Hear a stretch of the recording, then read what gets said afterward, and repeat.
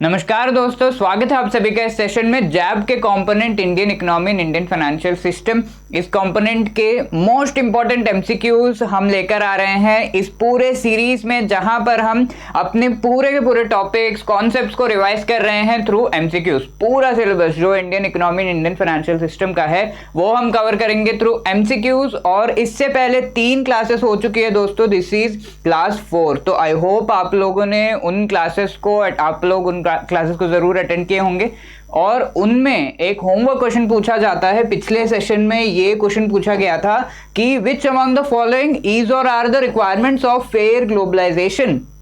तो fair globalization ये term जैसे ही हम सुनते हैं तो इसका मीनिंग क्या है, क्या रिक्वायरमेंट्स होने चाहिए।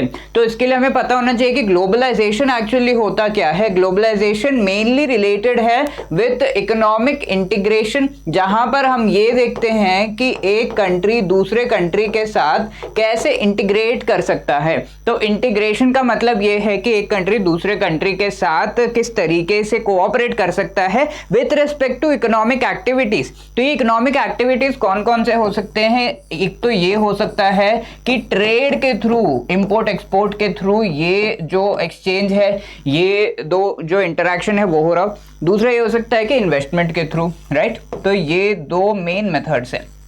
तो ये चीज़ है, अगर हम देखें तो इनके थ्रू जब इंटीग्रेशन हो रहा है उसे हम ग्लोबलाइजेशन कहते हैं। और ये ग्लोबलाइजेशन फेयर कब होगा, फेयर यानी कि सही, करेक्ट प्रोसेसेस, करेक्ट मेथड जो यूज कर रहे हैं तभी ये फेयर होगा। फॉर एग्जाम्पल, पुराने ज़माने में हम जानते थे कि बहुत सारे स्लेव्स लेके जाए जाते थे इंडिया से, अफ्रीका से ब्रिटिशर्स लेकर जाते थे और फिर वो काम अलग अलग फॉरेन कंट्रीज में अपने कॉलोनीज में करवाते थे।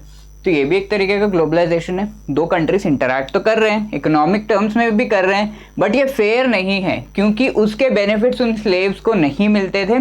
और ये हम कह सकते हैं एक तरीके से गलत एक प्रैक्टिस था। तो फेयर ग्लोबलाइजेशन हम किसे कहेंगे। यहाँ पर जो भी हम अभी तक समझ चुके हैं फेयर ग्लोबलाइजेशन के बारे में, उसके बेसिस पर स्टेटमेंट्स देखिए। Advantages of globalisation are shared equally among nations and people. Exactly वो पॉइंट जो मैं अभी आपको बता रहा था कि स्लेव्स को ले जाया जाता है but equal sharing of benefits नहीं होता है। ग्लोबलाइजेशन जो प्रॉफिट है वो 90% ब्रिटिशर्स को जा रहा है, थोड़ा सा जस्ट जिंदा रहने के लिए जितना चाहिए उतना उनको दे दिया जाता था। तो ये सही नहीं है। तो यस, इक्वल शेयरिंग जब होगा that is something that is a requirement of fair globalisation.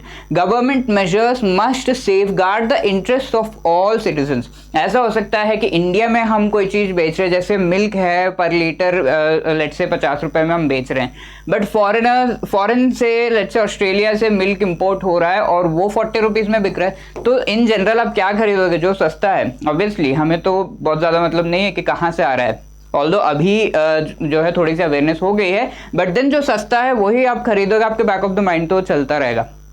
ऐसे में गवर्नमेंट को हेल्प करना चाहिए। ये ग्लोबलाइजेशन फेयर नहीं है क्योंकि यहाँ के जो लाइवलीहुड जो पीपल है उनको भी सपोर्ट मिलना चाहिए, तो गवर्नमेंट को हेल्प करना चाहिए। कई बार गवर्नमेंट कहती है कि भाई इस पर जो है 15 रुपए मैं टैक्स लगा रहा हूँ, तो 55 हो गया, हमारा कॉस्ट क्या था 50, तो ये ज़्यादा महंगा हो गया, तो हम वो नहीं इंडियन खरीदेंगे फिर, राइट। तो वो चीज़ कर सकती है। Yes, government has to intervene. Fair, inclusive, democratically governed activities of globalisation होने चाहिए। हाँ, ये सारे शब्द फेयर से, फेयर ग्लोबलाइजेशन जो है उससे जुड़े हुए, इंक्लूसिव होना चाहिए, डेमोक्रेटिकली गवर्नड होना चाहिए, ये सारी चीजें। Inclusion of sound institutions are required to promote opportunity and enterprise. Sound institution, सही इंस्टीट्यूशंस होने चाहिए जो कि इस तरीके से ग्लोबलाइजेशन के सही प्रैक्टिसेस को प्रमोट कर रहे हो। Yes, that is also part of fair globalisation. तो चारों ही करेक्ट है यहाँ पर और इसकी वजह से हमारा सही जवाब यहाँ पर हो जाता है डी।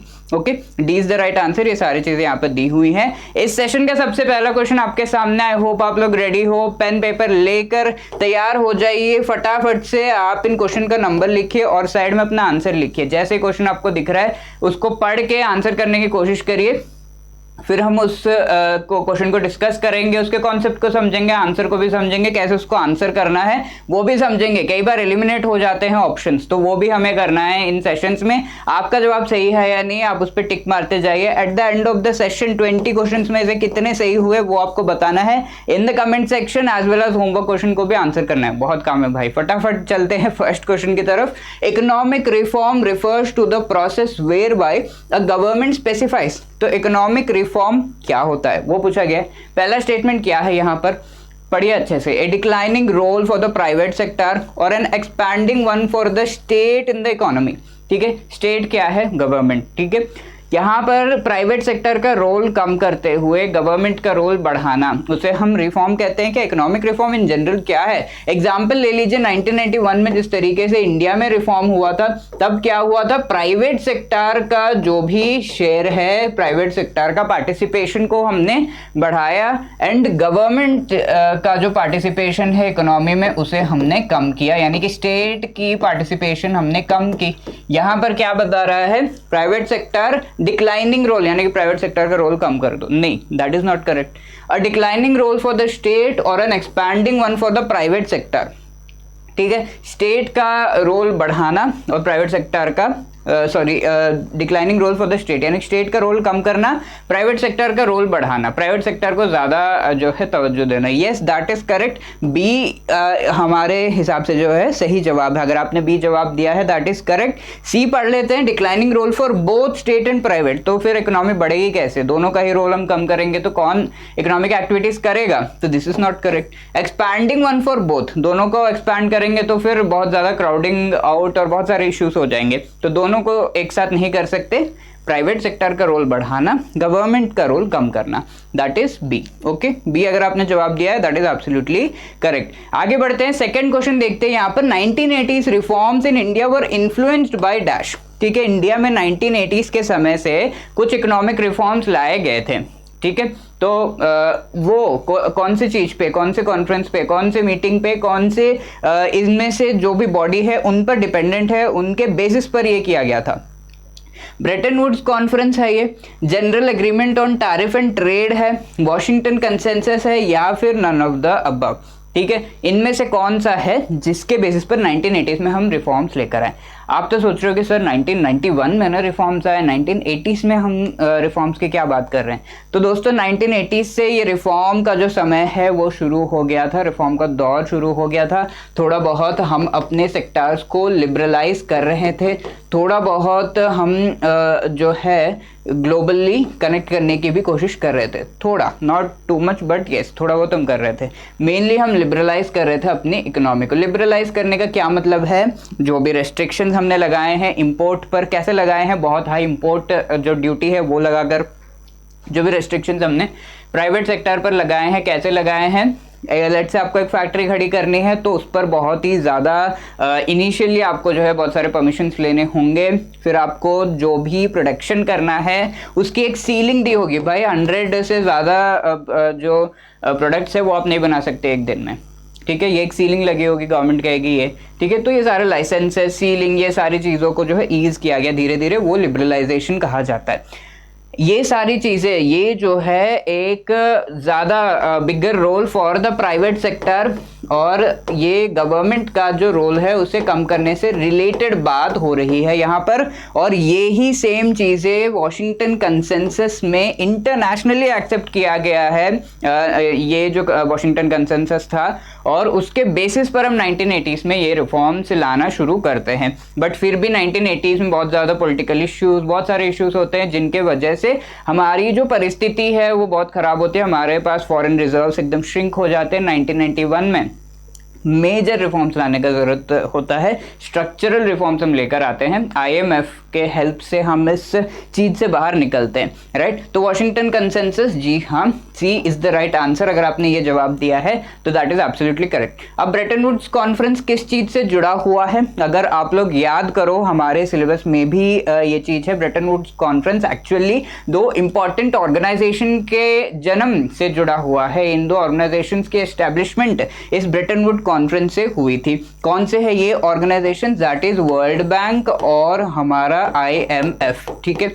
ये अब GATT क्या है? ये एक्चुअली एक एग्रीमेंट है जो कि WTO के पहले, जब WTO से पहले ये वाली एग्रीमेंट जो है हमने की थी, एंड उसके बाद WTO का एस्टेब्लिशमेंट 95 में हुआ था। तो ये चीज़ें भी आपको पता होनी चाहिए। Washington consensus is the right answer here. Third question देखते हैं, which one of the following is not one of the primary pillars of 1991 economic reforms, ठीक है। Not one of the primary pillars ये पूछा गया है। 1991 में रिफॉर्म जो लाए गए थे उनका शॉर्ट फॉर्म क्या है? याद करो, दे वर कॉल्ड LPG। L क्या है? लिबरलाइजेशन, P क्या है, प्राइवेटाइजेशन, और यहाँ पर G क्या है, ग्लोबलाइजेशन। ठीक है, यहाँ पे कहीं भी A तो आपको नहीं दिख रहा, तो automation is the right answer, जो कि बिल्कुल भी इंक्लूडेड नहीं है in the primary pillars of these things. ठीक है, ऑटोमेशन ऑब्वियसली आगे जाकर हम जो इक्विपमेंट है उसमें बहुत ही ज़्यादा जो है खर्च कर रहे थे, प्राइवेट सेक्टर उसमें इन्वेस्ट कर रहा था, बट ये ऑटोमेशन एक प्राइमरी पिलर नहीं है 1991 के रिफॉर्म्स का। LPG था। ठीक है, लिबरलाइजेशन, ग्लोबलाइजेशन, प्राइवेटाइजेशन है। ओके, तो A is the right answer here, और इसका पूरा आपको जो है एक्सप्लेनेशन यहाँ पे दे दिया गया है। फोर्थ क्वेश्चन देखिए, which the changes brought about due to reforms of 1991। 1991 में जो रिफॉर्म्स लाए गए थे उसमें चेंजेस क्या लाए गए थे वो पूछा जा रहा है। Is it reduced poverty, enhanced capacity in agriculture and industrial output, improved socio economic indices, improved level of living among common people. ठीक है, जो 1991 में रिफॉर्म्स लाए गए थे उसके वजह से क्या क्या चीज़ें हुई, प्राइमरीली LPG, liberalisation, privatisation and globalisation. तो इनसे यस इकोनॉमिक ग्रोथ हुआ हमारे इकोनॉमी में, साथ में इकोनॉमिक डेवलपमेंट भी हुआ। इन दोनों में क्या डिफरेंस है? यस, डिफरेंस ज़रूर है। Economic growth is growth in numbers, GDP में ग्रोथ।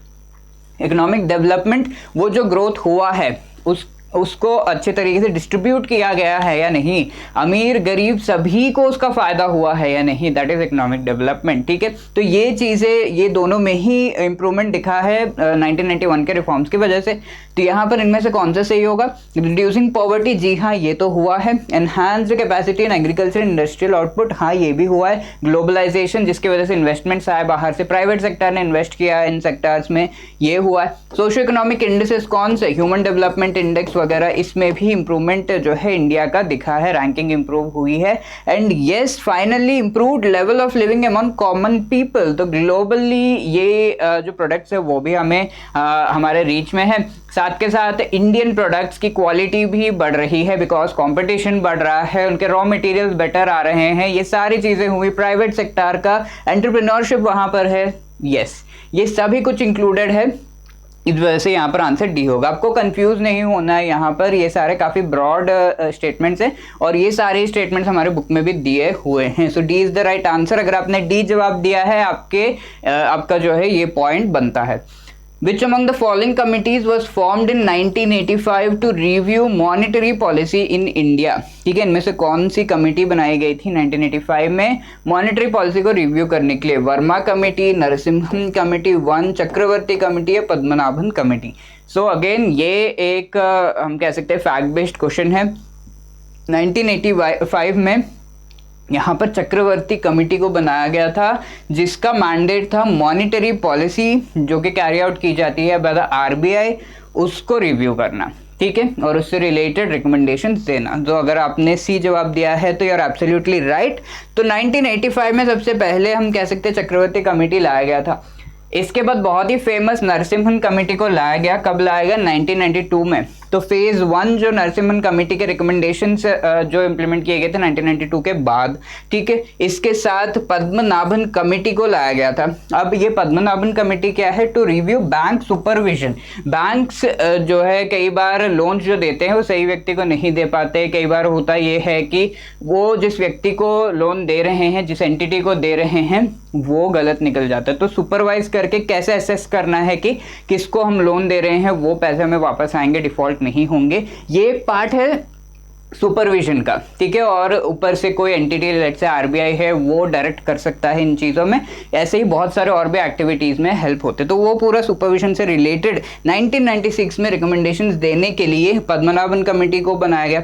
नरसिम्हन कमेटी 2 को बनाया गया 1998 में, जहां पर बैंकिंग रिफॉर्म से रिलेटेड रिकमेंडेशंस दिए गए थे बाय दिस कमिटी।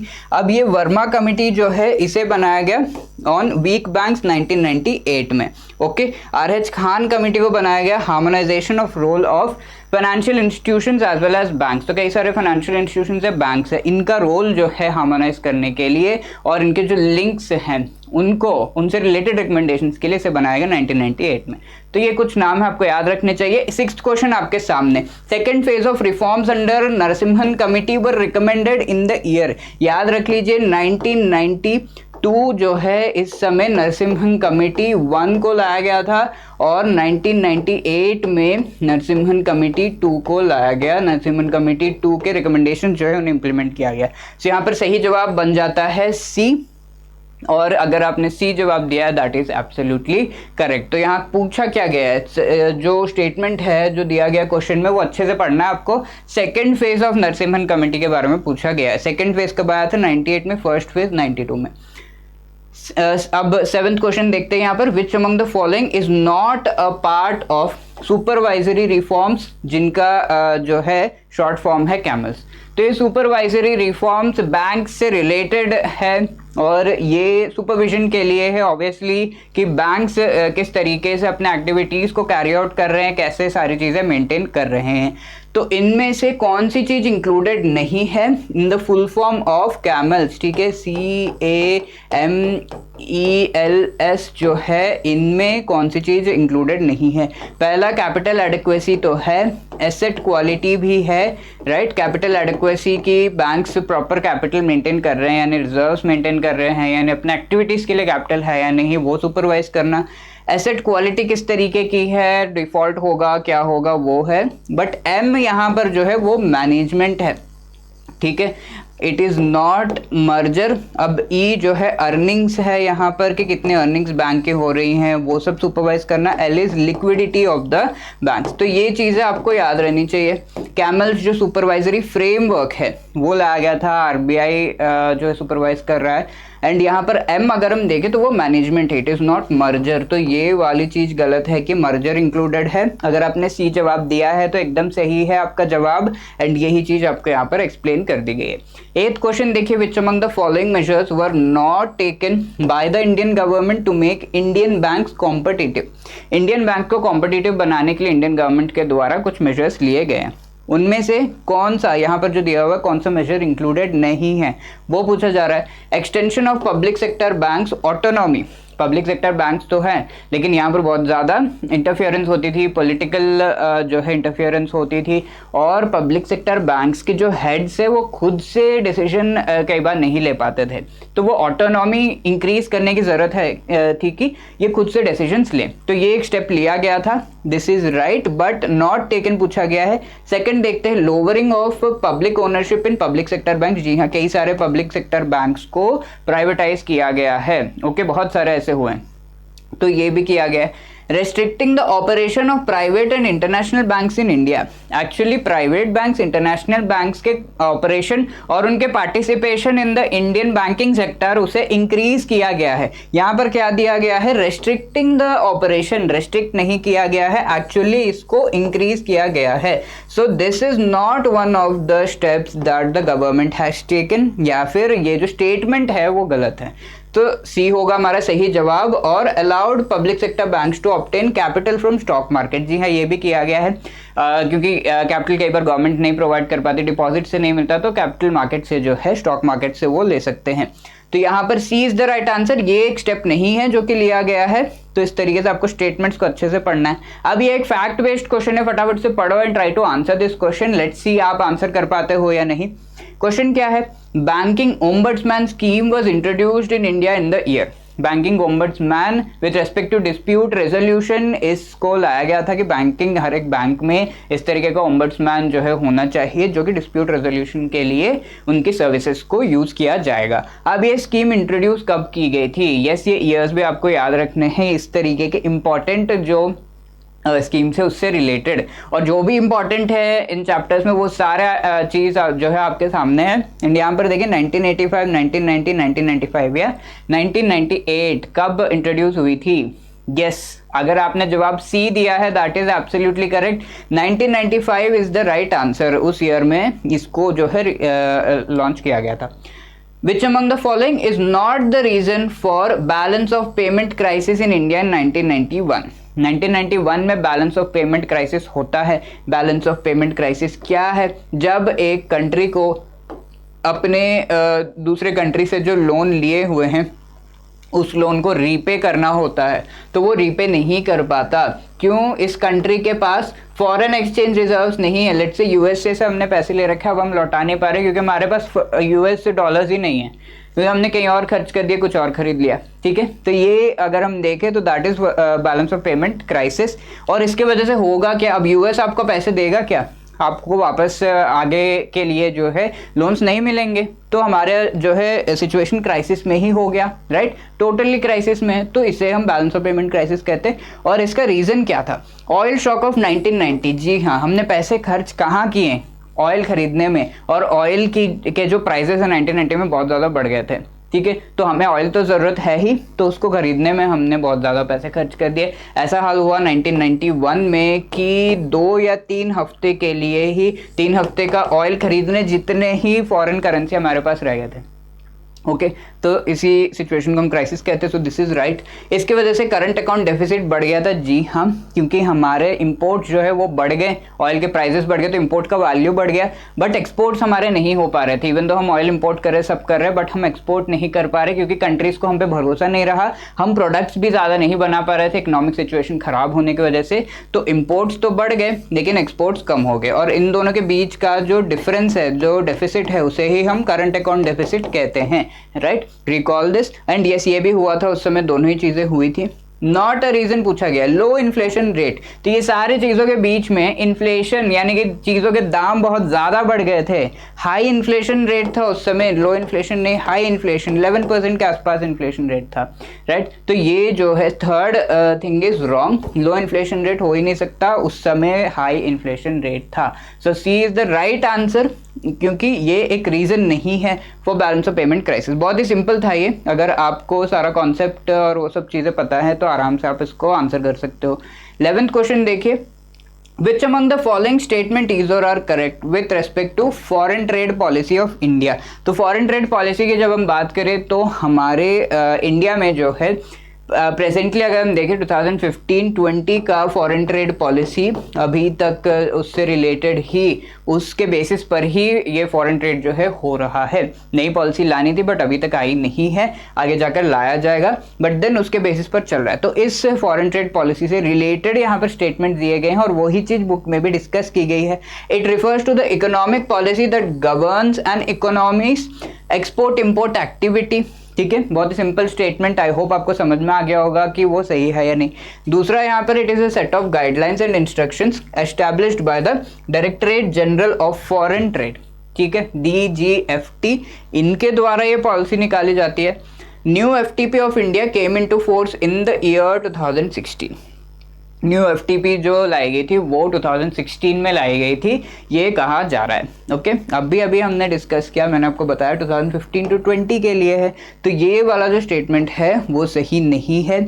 और ये जैसे ही हमने एलिमिनेट किया, एक ऑप्शन हमारा यहाँ पर एलिमिनेट हो रहा है, तो आपको एलिमिनेट भी करते जाना है। और देखिए 1 या 2 में अगेन यहाँ पर कंफ्यूज किया गया है कि दोनों सही है या एक सही है, दोनों में से, तो वो तो आपको देखना पड़ेगा। पहला स्टेटमेंट डेफिनेटली सही है, हम जानते हैं कि it refers to the economic policy, जिससे एक्सपोर्ट इंपोर्ट एक्टिविटी के बारे में हमें पता चलता है। फॉरेन ट्रेड है ही क्या, एक्सपोर्ट और इंपोर्ट मेजरली, तो इस वजह से पहला स्टेटमेंट तो सही है, तो ये भी एलिमिनेट हो गया।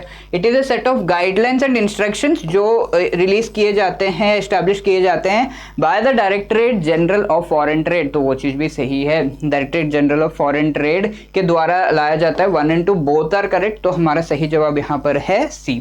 ओके, आई होप ये चीज़ आपको समझ में आ गई। न्यू फॉरेन ट्रेड पॉलिसी जो है 2015-20 का जो था, जो अभी भी उसके बेसिस पर चीज़ें चल रही हैं, aims at increasing India's merchandise and services export to dash by 2019-20। तो इंडिया का मर्चेंडाइज यानी कि गुड्स का जो एक्सपोर्ट है एंड सर्विसेज का एक्सपोर्ट है, इस चीज़ को बढ़ाने से रिलेटेड हमारा जो फॉरेन ट्रेड पॉलिसी है वो लाया गया था।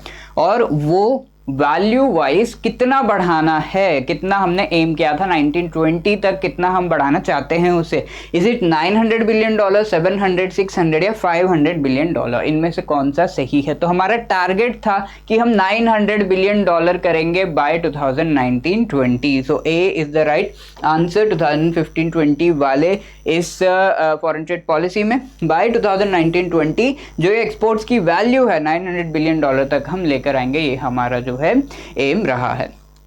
आगे बढ़ते हैं, क्वेश्चन 13। यहाँ देखिए दिया गया, पूछा गया है the scripts issued under merchandise India scheme, ठीक है, मर्चेंडाइज फ्रॉम इंडिया MEIS जो स्कीम है, ये एक स्कीम है जो कि हमारे फॉरेन ट्रेड पॉलिसी के तहत इसे लॉन्च किया गया है। दो स्कीम्स मेनली लॉन्च किए गए हैं, merchandise exports from India scheme और services exports from India scheme, ठीक है। टू स्कीम्स, मर्चेंडाइज और व्हाट, गुड्स, ठीक है, उन्हें प्रमोट करने के लिए, सर्विसेज एक्सपोर्ट्स को प्रमोट करने के लिए ये जो स्कीम्स लाई गई हैं, can be used for payment of which among the following. तो इन स्कीम्स के तहत एक ऐसी चीज दी जाती है टू द एक्सपोर्टर्स, क्या है वो, उसे हम स्क्रिप कहते हैं। और ये स्क्रिप एक्चुअली एक कूपन के जैसा है, it is like a coupon. जैसा आपको अमेजोन का कूपन लेट से दिया गया है तो आप उसे यूज़ कर सकते हो अमेजोन से किसी भी प्रोडक्ट को खरीदने के लिए। इसी तरीके से किसी और ई कॉमर्स जो वेबसाइट है उसका आपको कूपन दिया गया तो आप उस कूपन को उस ई कॉमर्स वेबसाइट पर किसी भी प्रोडक्ट को खरीदने के लिए यूज़ कर सकते हो। अब ये स्क्रिप्ट्स क्या है, ये इशू किए जाते हैं एक्सपोर्टर को। लेट से मैं एक एक्सपोर्टर हूँ, मुझे गवर्नमेंट ने एक स्क्रिप्ट दिया है, ठीक है, और ये स्क्रिप्ट मैं यूज़ कर सकता हूँ किसके लिए, टैक्सेस को पे करने के लिए। लेट से मैं एक्सपोर्ट कर रहा हूँ और मुझे 100 रुपीज़ का टैक्स देना पड़ रहा है। मेरे पास एक स्क्रिप्ट है जिसमें 90 रुपीज़ का वैल्यू है स्क्रिप्ट का, तो मैं इसमें ये करूँगा कि मैं वो स्क्रिप्ट को यूज़ करूँगा और मैं कहूँगा कि मेरे पास 90 रुपीज़ का स्क्रिप्ट है और मैं 10 रुपीज़ ओनली पे करूँगा, राइट। तो गवर्नमेंट इस तरीके से हेल्प करती है। ऑफ कोर्स बहुत सारी और भी चीज़ें हैं, लेमन टर्म्स में अगर हमें समझना है तो स्क्रिप्ट इज समथिंग जो कि इस तरीके से टैक्सेस को पे करने के लिए यूज़ किए जा सकते हैं। यहाँ पूछा गया है कि टैक्सेस को पे करने के लिए यूज़ किया जा सकता है, इनमें से कौन से टैक्स को पे करने के लिए वो यूज़ किया जा सकता है। स्क्रिप्ट जो इन दोनों स्कीम्स के तहत दिया गया है वो मेनली कस्टम ड्यूटी हो गया, एक्साइज ड्यूटी हो गया, इनको पे करने के लिए यूज़ किया जा सकता है। It is not for paying GST, ठीक है, it can be used for paying custom duty for import of inputs और गुड्स। तो पहला यहाँ पर option A is the right answer. तो ये जो स्क्रिप्ट्स इशू किए जाते हैं ये एक्चुअली इन टैक्सेस को पे करने के लिए, यहाँ पर कस्टम ड्यूटी हो गया, एक्साइज ड्यूटी हो गया, इनको पे करने के लिए यूज़ किए जा सकते हैं। Okay, so that is the thing. अब 14th क्वेश्चन देखिए, under the export promotion capital goods plan if capital goods were purchased from domestic producers particular export obligation was decrease to. तो यहाँ पर ये जो export promotion capital goods plan है ये एक ऐसा इनिशिएटिव है जिसके तहत अगर आप एक्सपोर्ट का, लेट से आपका एक्सपोर्ट का बिजनेस है और इसमें आप जो प्रोडक्शन कर रहे हो वो प्रोडक्शन मेनली चीज़ों को, रॉ मटेरियल जो आप यूज़ कर रहे हो वो आप इंपोर्ट कर रहे हो। लेट से आप ब्रेड बना रहे हो तो व्हीट पूरा आप इंपोर्ट कर रहे हो कहीं और से और उससे जो है ब्रेड बना के आप एक्सपोर्ट कर रहे हो। अब अगर आप इंपोर्ट नहीं करके इंडिया में ही सारा का सारा व्हीट, सारा का सारा गेहूँ जो है वो खरीदोगे, तब उसे हम कहते हैं कि डोमेस्टिक प्रोड्यूसर्स से खरीदना। ऐसा जब आप करते हो तो आपको थोड़ा टारगेट दिया हुआ होता है, हर एक एक्सपोर्टर को थोड़ा टारगेट दिया हुआ है कि आपको इतना जो परसेंटेज है अपने प्रोडक्शन का वो तो आपको एक्सपोर्ट करना ही होगा। जो भी आपका टारगेट है उसका कितना परसेंटेज जो है वो कम हो जाएगा, वो चीज़ पूछा गया है। अगर आप डोमेस्टिक प्रोड्यूसर से चीज़ें ले रहे हो instead of importing raw materials, जो भी आपका टारगेट है ऑफ एक्सपोर्ट उसे थोड़ा कम कर दिया जाता है। तो 100% आपका लेट से टारगेट है कि आपको जो भी आप प्रोड्यूस करो उसका 100% एक्सपोर्ट करना है। तो 100% से इस टारगेट को गिराकर कितने परसेंटेज पर लाया गया है as part of this scheme. अगर आप ये चीज़ कर रहे हो कि आप डोमेस्टिक जो पीपल हैं उनसे जो रॉ मटेरियल्स है वो खरीद रहे हो, तो यहाँ पर डोमेस्टिक पीपल के रॉ मटेरियल को बेचना और साथ में जो एक्सपोर्टर है उसका भी फ़ायदा करना, ये इस मेन जो प्लान है, ये स्कीम है, ये इनिशिएटिव है, इसका एम है, राइट। तो यहाँ पर अगर हम देखें इस तरीके से अगर आप करते हो तो आपका 100% ऑब्लिगेशन अगर है उससे ये चीज़, ये जो एक्सपोर्ट ऑब्लिगेशन है उसे कम करके 75% कर दिया जाता है। ओके, जो भी आप एक्सपोर्ट कर रहे हो, जो भी आपका ऑब्लिगेशन है, जो भी कंपलसरी आपको एक्सपोर्ट करना है उसमें ओनली 75% आपको एक्सपोर्ट करना होगा। बाकी अपने मर्जी से आप कर सकते हो, आप एक्सपोर्ट करना चाहते हो कर सकते हो, डोमेस्टिक या इंडिया में बेचना है बेच सकते हो, बट 75% तो आपको करना है। इस तरीके से जो भी इस स्कीम का मेन एम है। अब देखते हैं 15th question, which among the following is a provision of the approved exporter system. तो अप्रूव्ड एक्सपोर्टर सिस्टम ये एक ऐसा सिस्टम है जिसके तहत अगर लेट्स से आप एक एक्सपोर्टर हो और अपने प्रोडक्ट पर आपने लिख दिया है मेड इन इंडिया, ओके, तो इस चीज़ को इसको जो है अप्रूवल मिल जाता है कई सारे कंट्रीज़ में, ओके, मेड इन इंडिया और स्टैंडर्ड तरीके से ये जो है लिखा गया है, तो इसको हम जो है अलाउ करेंगे। इस पर लेट्स से ड्यूटी कम है किसी और कंट्री में इंडियन प्रोडक्ट्स पर, तो ये एग्रीमेंट्स पहले से होते हैं गवर्नमेंट्स की और उन एग्रीमेंट्स के बेसिस पर ये स्कीम लाई गई है, जहां पर सेल्फ सर्टिफाई करने पर आप खुद से सर्टिफाई कर सकते हो कि this is made in India completely, और ये चीज़ अगर किसी और कंट्री में जाएगी, लेट्स से ये जो है साउथ कोरिया में बिक रही है, तो वहाँ पर इंडिया और साउथ कोरिया का डील अगर हुआ है तो वहाँ पर इसे प्रेफरेंस मिलेगा, अलग अलग तरह की ड्यूटीज जो है वो कम होंगे, ये सारा चीज़ होता है, बट आपका जो है प्रोडक्ट प्रमोट होगा, वो इस चीज़ का मेन एम है। तो यहाँ पर पूछा गया है ये जो प्रोविज़न है इनमें से जो चीज़ें दी हुई हैं कौन सा स्टेटमेंट सही है। Reducing specific export obligation to 75% for indigenous manufacturers, ठीक है, तो ये नहीं है। इंडिजिनस मैन्युफैक्चरर से रिलेटेड वाला जो था वो पहले हमने देख लिया। अब ये क्या है, boost to export of defence and hi tech items, तो ये जो है इसका एम है डिफेंस एंड हाईटेक आइटम्स के एक्सपोर्ट को बूस्ट करना, जी नहीं। Manufacturers can self certify their manufactured products to their that they qualify for preferential treatment, तो मेन एम ये है। अप्रूव्ड एक्सपोर्टर सिस्टम का मेन एम है आप सेल्फ सर्टिफाई करोगे किसी भी तरीके से, जो भी गवर्नमेंट चाहती है उस तरीके से, एंड देन आपको प्रेफरेंशियल ट्रीटमेंट मिलेगा इन सर्टेन कंट्रीज। तो C is the right answer. Promoting exports of notified services, जी नहीं, ठीक है, सी यहाँ पर अगर आपने जवाब दिया है तो that is absolutely correct.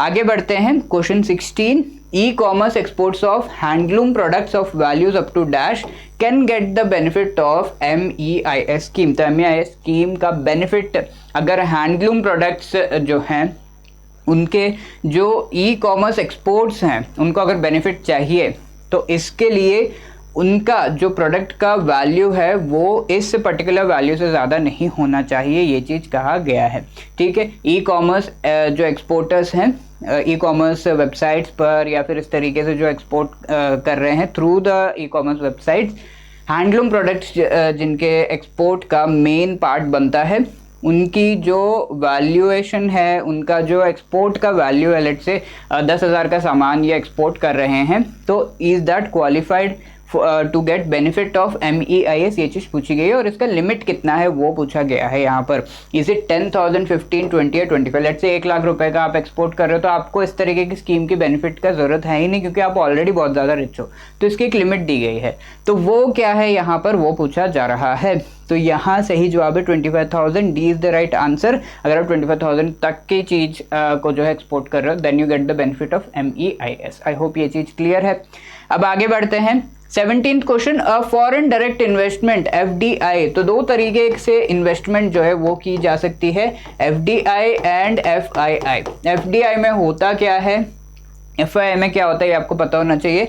Is an investment made in a country by a foreign investor to, ठीक है, यहाँ पे पूछा गया स्टेटमेंट दिए गए FDI से रिलेटेड और इनमें से कौन सा सही है वो पूछा जा रहा है। अब FDI होता क्या है, अगर लेट से कोई फॉरेनर है इंडियन कंपनी में वो जो है गुड्स में अपना जो है इन्वेस्टमेंट दे रहा है, यानी कि लेट से एक फैक्ट्री है इंडिया में और उसमें किसी फॉरेनर को इन्वेस्ट करना है, तो वो उस फैक्ट्री का एक मशीन खरीद के दे देगा कि आपको एक मशीन खरीद के मैं दे रहा हूँ, तो वो जो इन्वेस्टमेंट होगा उसे हम फॉरेन डायरेक्ट इन्वेस्टमेंट कहते हैं। अब वो मशीन खरीद के देगा, उसके सामने उसको क्या चाहिए, उस मशीन से जो प्रोडक्ट्स बने हैं और उसका जो प्रॉफिट है वो उस फॉरेनर को चाहिए। तो जब प्रोडक्ट और उसका प्रॉफिट उसको जा रहा है तो थोड़ा पार्ट ऑफ ओनरशिप भी वो फॉरेनर को मिलता है। तो यहाँ पर होता ये है कि जो भी पर्सन है वो उस particular Indian entity, Indian company, Indian जो फैक्ट्री है उसके गुड्स एंड सर्विसेज में ये इन्वेस्ट करता है।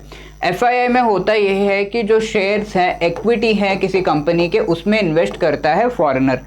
इक्विटी में शेयर्स में आपने इन्वेस्ट किया तो आप क्यों करते हो, प्रॉफिट के लिए। अगर कोई शेयर का वैल्यू जो है कम हो रहा है या फिर ऐसा कुछ हो रहा है तो आपको ये देखना होगा कि किसी और जगह आप वो पैसे डालो ताकि आपको प्रॉफिट मिले, ठीक है, तो आप इमीडिएटली पैसे खींच लोगे। तो FII क्या है, शॉर्ट टर्म के लिए किया जाता है फॉरेनर्स के द्वारा इन्वेस्ट इसमें, जो कि जब इश्यूज होते हैं तो वो इमीडिएटली पैसे खींच लेते हैं। अब पैसा अपने मशीनरी में इन्वेस्ट किया, इमीडिएटली क्या पैसे खींच सकते हो, बोल सकते हो पैसे मुझे वापस दो, नहीं हो सकता है। तो ये लॉन्ग टर्म के लिए होता है। तो ये डिफरेंस है FDI एंड FII में। यहाँ पर पूछा गया है फॉरेन डायरेक्ट इन्वेस्टमेंट FDI के बारे में, इनमें से कौन सा स्टेटमेंट सही है। Investing short term capital in stocks और हेज फंड्स, तो शॉर्ट टर्म किस में इन्वेस्ट किया जाता है, FII के थ्रू इन्वेस्ट किया जाता है, FDI में नहीं। तो ये गलत है, यानी कि पहला गलत है और ये दोनों ऑप्शन यहाँ पर हमारे एलिमिनेट हो गए। तीसरा तो सही है ही है। अब सेकंड देखते हैं सही है यानी control the ownership of an entity. जी हाँ, थोड़ा पार्ट ऑफ ओनरशिप उस फॉरेन एंटिटी को भी मिलता है, तो सेकंड भी सही है। इससे हम कह सकते हैं कि D is the right answer. Okay, तो इस तरीके से आप एलिमिनेट करते हुए सही जवाब तक पहुंच सकते हो। थर्ड हमें पढ़ना भी नहीं पड़ा। ओके, यहाँ अगर आप देखो invest in the machinery of an Indian company, जी हाँ, इसे हम FDI कहते हैं। तो आई होप ये चीज काफी क्लियर है। पहला स्टेटमेंट FII से रिलेटेड है, बाकी तो FDI। So D is the right answer. अब ये देखिए 18th क्वेश्चन, यहाँ पर आपका जो है Indian firm that receives foreign direct investment through the automatic route must follow which among the following. अब FDI जो आता है, इंडिया में लाया जाता है, इंडिया में जो इन्वेस्टमेंट होता है वो काफ़ी लार्ज वैल्यू इन्वेस्टमेंट होता है। मशीनरी खरीदी तो 10-20 रुपए तो इन्वेस्ट नहीं करेगा, लाखों करोड़ों में इन्वेस्टमेंट आएगा।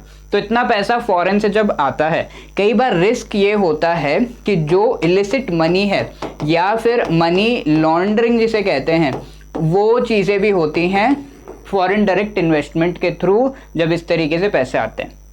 उस चीज को कंट्रोल करने के लिए, उस चीज को ध्यान में रख के दो रूट्स जो है, दो रूट्स दिए गए हैं FDI के इन्वेस्टमेंट के लिए। एक रूट को हम ऑटोमेटिक रूट कहते हैं, दूसरा गवर्नमेंट। यानी कि इतना वैल्यू इस तरीके के सेक्टर में अगर आप इन्वेस्ट कर रहे हो तो गवर्नमेंट कहती है कि कुछ सेक्टर्स में आप सीधा सीधा इन्वेस्ट कर दो, बहुत ज़्यादा हम दखल नहीं देंगे। बट अगर आप let's say public sector bank में इन्वेस्ट कर रहे हो और वहाँ पर बहुत हाई इन्वेस्टमेंट आपका है, तो वो पब्लिक सेक्टर बैंक तो इंडियन रहा ही नहीं ना, अब वो फॉरेन बैंक हो गया, राइट। तो वो चीज़ हमें नहीं करनी है। तो इस तरीके से रिस्ट्रिक्ट किया जाता है। कुछ सेक्टर्स में गवर्नमेंट बहुत ज़्यादा क्लोजली ऑब्जर्व करती है कि यहाँ पर बहुत ज़्यादा इन्वेस्टमेंट ना हो या फिर एक लिमिट में हो, तो वो सारे इन्वेस्टमेंट गवर्नमेंट रूट से होते हैं। जो भी ऑटोमेटिक रूट से होते हैं, इवन उन पर भी कुछ रिस्ट्रिक्शंस हैं, कुछ उनके ऑब्लिगेशंस है। क्या है वो पूछा गया यहाँ पर। Report to the foreign exchange department and regional office concerned of the RBI। तो foreign exchange department and regional office जो भी है, जो RBI का है, उसमें रिपोर्ट करना है। जी हाँ, जो भी ऑटोमेटिक रूट से FDI का इन्वेस्टमेंट आता है उनको डेफिनेटली ये रिपोर्ट करना है। इशूइंग शेयर्स टू RBI, जी हाँ, उनके कंपनी के जो भी शेयर्स हैं वो इश्यू करना कंपलसरी होता है। Take the permission of cabinet committee on economic affairs, ठीक है, तो ये भी करना होता है। बट अगर FDI जो इन्वेस्ट किया जा रहा है, ऑटोमेटिक रूट के थ्रू इन्वेस्ट किया जा रहा है और उस FDI का वैल्यू 5000 करोड़ से ज़्यादा है, ऐसे केस में ही आपको cabinet committee on economic affairs का जो परमिशन है वो लेना पड़ता है। सारे FDI को ऑटोमेटिक रूट के थ्रू जो आता है परमिशन लेने की ज़रूरत नहीं है। ओके, ये परमिशन लेने की ज़रूरत होती है ओनली गवर्नमेंट रूट के थ्रू। 1 रुपया भी आया गवर्नमेंट रूट के थ्रू, अगर उस सेक्टर में आप इन्वेस्ट करना चाहते हो तो गवर्नमेंट का परमिशन ज़रूर आपको लेना है। तो यहाँ पर तीसरा स्टेटमेंट सही नहीं है, बाकी 1 और 2 is correct and so C is the right answer, right. अब 19th क्वेश्चन देखते हैं। FDI limit in private banking is. Private banking में FDI की लिमिट क्या है। अभी मैंने आपको बताया कि गवर्नमेंट और ऑटोमेटिक रूट है और लिमिट भी सेट की गई है कितना परसेंटेज आप इस सेक्टर में जो है इन्वेस्ट कर सकते हो। आगे हम चार्ट जो है टेबल है वो देखेंगे। FDI प्राइवेट बैंकिंग में कितना लिमिट सेट किया गया है, 20%, 26, 49 या 74%, इनमें से कौन सा सही है। तो यहाँ पर let me tell you, private banking का जो इन्वेस्टमेंट है उसमें कोई फॉरेन एंटिटी 74% तक मैक्सिमम इन्वेस्ट कर सकता है। जब भी 50% से ज़्यादा इन्वेस्टमेंट हो जाता है तो वो उस पर्टिकुलर एंटिटी का हो जाता है। जैसे गवर्नमेंट का इन्वेस्टमेंट 51% है तो वो गवर्नमेंट एंटिटी है। 50 से ज़्यादा परसेंटेज, 51% प्राइवेट का है तो वो प्राइवेट एंटिटी है। 51% फॉरेन का इन्वेस्टमेंट उसमें है तो वो एक फॉरेन बैंक है, राइट। तो इस तरीके से कई सारे बैंक्स में अलाउ किया गया है फॉरेन जो इन्वेस्टमेंट है वो टिल 74% प्राइवेट बैंकिंग में, बट ये जो है 49% तक जो इन्वेस्ट कर रहे हो आप किसी भी फॉरेन बैंक में, तो वो 49% तक गवर्नमेंट दखल नहीं देगी। 49% से ऊपर जितना भी आप इन्वेस्ट करोगे, 49% टू 74% जितना भी आप इन्वेस्ट करोगे, 14% से ऊपर जाते ही धीरे धीरे ये जो है फॉरेन बैंक बनते जाता है। तो इसके लिए गवर्नमेंट रूट के थ्रू ही ये इन्वेस्टमेंट होगा। Till 49% it is automatic route, 49 से 74% गवर्नमेंट रूट के थ्रू ही होगा। आई होप ये चीज़ें क्लियर है। 49% तक क्या है, ये इंडियन बैंक ही है। अब 49 से ऊपर जैसे 50 क्रॉस करता है वो एक फॉरेन बैंक बन गया। तो 49 से ऊपर जो भी इन्वेस्टमेंट जा रहा है वो गवर्नमेंट रूट के थ्रू होगा, यानी कि गवर्नमेंट की कंपलसरी परमिशन आपको लेनी है। 49% तक प्राइवेट बैंक्स में ऑटोमेटिकली आप इन्वेस्ट कर सकते हो, गवर्नमेंट की परमिशन की जरूरत नहीं है। ओनली जो इससे पहले के स्लाइड में हमने देखा था वो कंडीशंस अप्लाई होंगी। यहाँ पर सही जवाब है डी 49%। और अगर हम पब्लिक सेक्टर बैंक्स की बात करें तो ये बैंक्स में ओनली 20% इन्वेस्टमेंट अलाउ किया गया है, और वो भी थ्रू गवर्नमेंट रूट, वो भी कंपलसरीली गवर्नमेंट का परमिशन लेके तब आप कर सकते हो। तो यहाँ पर आपको चार्ट देखने को मिल रहा है, हमारे बुक में ये चीज़ दी हुई है। यहाँ आप देख सकते हो प्राइवेट सेक्टर 74%, 49 तक ऑटोमेटिक है, 49 से 74 गवर्नमेंट रूट है। अब यहाँ पे पब्लिक सेक्टर 20% का है खाली, वो भी गवर्नमेंट रूट के थ्रू। बाकी सारी चीज़ें भी यहाँ पर आपको दी हुई हैं, आपको पढ़ लेनी चाहिए। अभी 20th क्वेश्चन आपका होमवर्क है। An investment in which Daiichi Sankyo of Japan acquires Ranbaxy India is an example of which among the following. यहाँ पर सबसे इंपॉर्टेंट वर्ड है एक्वायर्स। तो रैनबैक्सी इंडिया नाम का ये जो फार्मा कंपनी इंडिया में है, इसे पूरी तरीके से डाइची सांक्यो नाम के जापानीज कंपनी ने एक्वायर कर लिया। अब ये इंडियन कंपनी रही नहीं, अब ये फॉरेन कंपनी हो गई, ठीक है, जापानीज कंपनी हो गई। तो ऐसे में ये जो इन्वेस्टमेंट किया गया है वो किस तरीके का इन्वेस्टमेंट है? Is it green field FDI, brown field FDI, joint venture FDI या फिर रेड फील्ड एफडीआई? इनमें से कौन सा सही है? ये टाइप्स ऑफ एफडीआई है, हमारे बुक में भी दिए हुए हैं। प्लीज इसे आंसर करिएगा इन द कमेंट सेक्शन। और आपके कोई भी क्वेरीज आप हमें पूछ सकते हो 8146207241 पर, या फिर you can drop a mail at hello@edutap.co.in पर। ये सेशंस आपको कैसे लग रहे हैं प्लीज अपना फीडबैक जरूर दीजिएगा इन द कमेंट सेक्शन, या फिर आप मेल करके भी लिख सकते हो। होमवर्क क्वेश्चन का आंसर जरूर करिएगा। All the best, keep your confidence high. Thank you.